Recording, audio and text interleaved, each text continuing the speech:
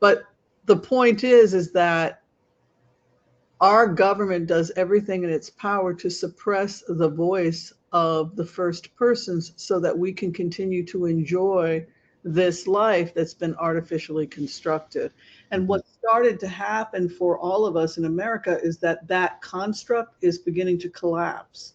And we're starting to see that this comfortable, beautiful world that the average American is living in is one big lie.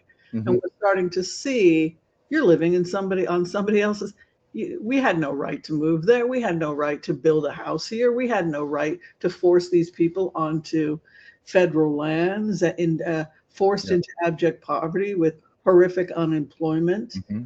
Uh, Also, very high rates of alcoholism, drug addiction, depression. and missing children, a lot of a lot of human trafficking. Dear God.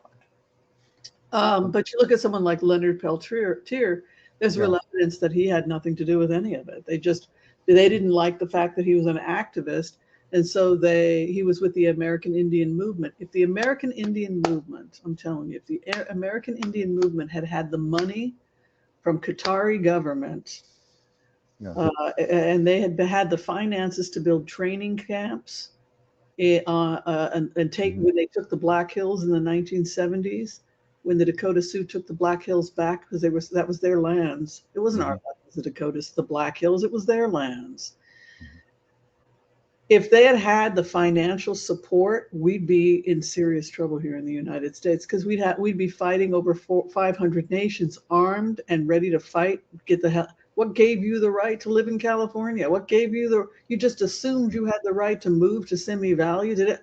Well, all those people are gone. No, yeah, but we've been forced into these federal lands in abject poverty. Of the rage and the anger that the average American knows nothing about, still to this day, because we're just uneducated. Hmm. And I go back to we are now coming out of denial as Americans, like, oh my God, what are we a part of?